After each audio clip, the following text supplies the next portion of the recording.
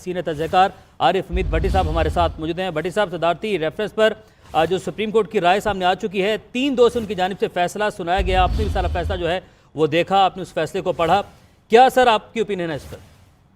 देखिए, आज की राय से तो ये तो कंफर्म हो गया कि पंजाब हुकूमत प्रैक्टिकली खत्म हो गई है। उन्होंने कहा अगर कोई मुनव्वर फर्रुख वोट डालता है तो वो अकाउंट ही नहीं होगा। तो हमजा शहबाज साहब को 197 पड़े थे, अगर वो 25 मुनव्वर अरकान का वोट निकाल दिया जाए 172 है और 186 चाहिए, तो इसका मतलब है पंजाब हुकूमत तो अमलन खत्म हो गई। लेकिन मेरा ख्याल है वफाक में ये नहीं है, क्योंकि वफाक में किसी मुनव्वर फर्रुख ने वोट ही नहीं डाला था, सिर्फ इत्तेहादियों ने डाला था। वादियुल नजर में अभी तक तो यही है कि पंजाब हुकूमत का अब आईनी तौर पर खत्म हो चुकी है। जो सुप्रीम कोर्ट ने राय इसलिए डिसीजन इसलिए नहीं किया कि सदर पाकिस्तान से रेफरेंस भेजा गया था और सुप्रीम कोर्ट से गाइडलाइन ली गई थी, तो ना अहली के लिए उन्होंने सदर को भेज दिया कि दोबारा आप कानून साजी करें, इस पर मुकम्मल असम्बली करें और जो मुनव्वर फर्रुख है उसका वोट कास्ट नहीं होगा। इसका मतलब है जो वोट डाले गए 25 उनको माइनस कर दें। और ये बात डिप्टी स्पीकर पे भी इम्प्लीमेंट होगी, जो पंजाब असेंबली में वो भी पीटीआई के थे। तो मेरा ख्याल है वो इलेक्शन तो पंजाब का तो वो नन वाइड हो जाएगा, कैंसिल हो जाएगा। बट साहब, मुस्तकबिल में इनहराफ रोकने का सवाल सदर मुमलिकत को वापस भिजवा दिया गया और बॉल अब पार्लियामेंट के कोर्ट में डाल दी गई है। आपको लगता है कि मौजूदा जो हुकूमत है वो इस मामले को टेकअप करेगी? क्योंकि अगर वो करती है तो फिर वो खुद ही फंसेगी। नहीं, देखे, उन्होंने वोट तो खास नहीं है। वो जो उन्होंने सवाल सदर पाकिस्तान ने कहा था ताहयात महल होंगे मुनव्वर अरकान 5 या 10 साल, उसकी मुद्दत का तयन अब दोबारा पार्लियामेंट करेगी। लेकिन महल तो होगा, वोट तो उसका अपनी पार्टी की पॉलिसी के खिलाफ कास्ट नहीं होगा।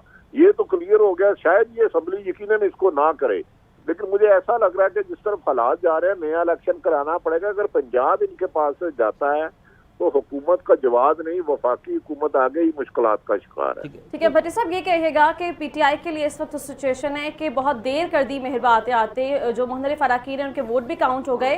अब आप क्या समझते हैं कि मुनव्वर अरकान का आगे क्या फ्यूचर हो सकता है? और इलेक्शन कमीशन में भी इस हवाले से केस है। देखिए, मुनव्वर अरकान अब तक असेंबली के रुकन तो है।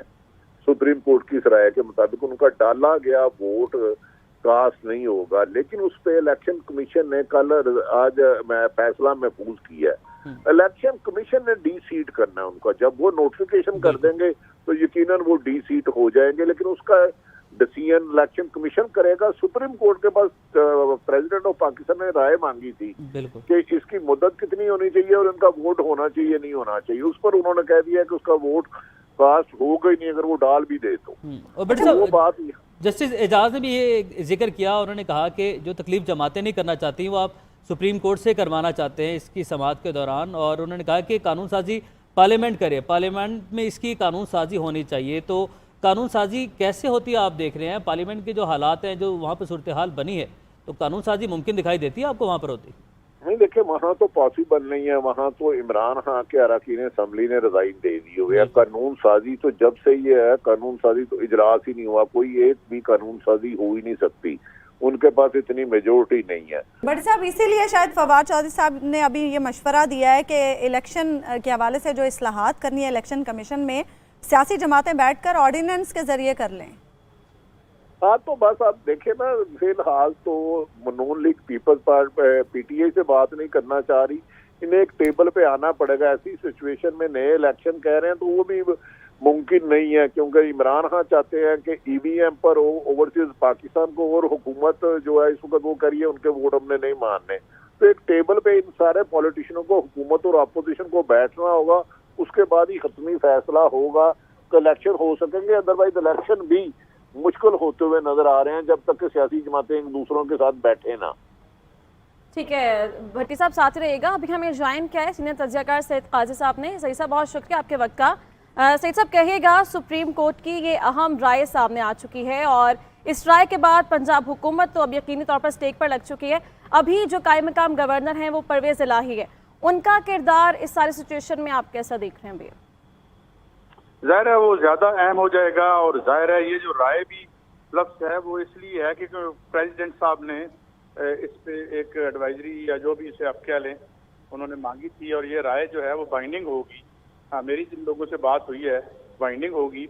और जाहिर है कि इधर यहाँ पे अब स्पीकर तो वो हैं, लिहाजा अब जो मुस्तकबिल है उन 25 लोगों का वो तो एक हवाले से तय है कि वो ताहयात फिलहाल नया अली का फैसला तो करना है आपकी इसमें जो है पार्लिमान। लेकिन ये जो वोट उन्होंने डाला है इसके बारे में क्लियर कट राय आई है कि वो वोट काउंट नहीं होगा, और अगर वो वोट काउंट नहीं होता तो इसका मतलब ये है कि पंजाब हुकूमत एक जो हालिया है वो पहले ही बुरान में थी, मजीद बुरान में आ जाएगी। जी सईद कासिम, लेकिन इस सारी सिचुएशन में मुल्क में वैसे ही आईनी बहरान बहुत ज्यादा नहीं हो जाएगा? ऑलरेडी हम बहुत ज्यादा क्राइसिस में हैं। देखिए, ज्यादा बुरान पता नहीं कितना होता है, क्योंकि बुरानों में से हम गुजरते चले आए हैं। ऑलरेडी बहुत बड़ा बुरान है और इसमें अब मजीद क्या होगा। बल बुरानी कैफियत तो है, मैशत का भी बुरान है, सियासत का भी बुरान है, मगर इस फैसले ने बहरहाल एक बात तो ठीक है, इस बात को तो कभी हमें एनकरेज नहीं करना चाहिए कि आप किसी एक टिकट पे इलेक्शन लड़ें और दूसरे टिकट पे दूसरी पार्टी के साथ आप चले जाएं या अपनी पार्टी को गिराने में किसी किस्म का किरदार अदा करें। तो ये तो एक अच्छी और पॉजिटिव बात हुई है। लिहाजा मेरे ख्याल में ये पंजाब गवर्नमेंट पर इसका फैसले सईद कासिम, इस सारी सिचुएशन में कोई वे आउट आपको नजर आ रहा है? क्योंकि अभी जब भट्टी साहब भी बात कर रहे थे कि मौजूदा सूरत हाल में फौरी तौर पे इलेक्शंस भी मुमकिन दिखाई नहीं दे रहे हैं, क्योंकि बहुत सारे मसाइल दरपेश हैं इलेक्शन करवाने में भी। इलेक्शन कमीशन का रोल भी हम कोई खास सामने नहीं देख रहे हैं इस वक्त। तो आपको नहीं लगता कि कोई वे आउट इसका कोई होना चाहिए जो कि अभी तक हम निकाल नहीं पाए? देखिए, मैं बुनियादी तौर पर एक बात बताऊं कि ये सारे जितने बुरान हैं, मेरी नाचीज राय में ये जो मैशियत का बुरान है वो मुख्तलिफ शक्लों में सियासत के बुरान में भी डल रहा है। एक तो इस पे हमें कोई सीरियस एफर्ट नजर नहीं आती, ना अपोजिशन के पार्ट पे, ना गवर्नमेंट के पार्ट पे, ना ये आपस में बैठने पे तैयार हैं। कैसा साथ ही रहेगा माहिर कानून बैरिस्टर अली जफर साहब ने हमें ज्वाइन किया, उनसे उनकी कानूनी राय भी जान लेते हैं। अली जफर साहब, बहुत शुक्रिया हमें ज्वाइन करने के लिए। सर, आपने जो राय आई है सुप्रीम कोर्ट की वो देखी, 3-2 से उनकी जानिब से फैसला सुनाया गया है और मुनरिफ अराकीन का वोट काउंट नहीं होगा। पंजाब के हवाले से बात की जा रही है, यानी कि पंजाब में जो हुकूमत है, हमजा शहबाज की हुकूमत है, अब हम ये नहीं कह सकते कि खतरे में, बात खतरे से आगे जा चुकी। जी देखें, मेरी बहस जो थी सुप्रीम कोर्ट ऑफ पाकिस्तान में वो यही थी, मैंने यही कहा था कि जहाँ तक नाअहली है ताहयात वो तो बात शायद नहीं बनती आर्टिकल 63A में, लेकिन आर्टिकल 63A में आप जो वोट है उसको नहीं काउंट कर सकते, क्योंकि कानून का एक बहुत बड़ा एक प्रिंसिपल है, और वो ये है कि अगर आपने कोई गैर कानूनी हरकत करके, गैर आईनी हरकत करके कोई एडवांटेज देना है या कोई आपने चीज को गेन करना है तो वो आपको इजाजत नहीं होती। इसको हम अंग्रेजी में कहते हैं fruit of the poisonous tree.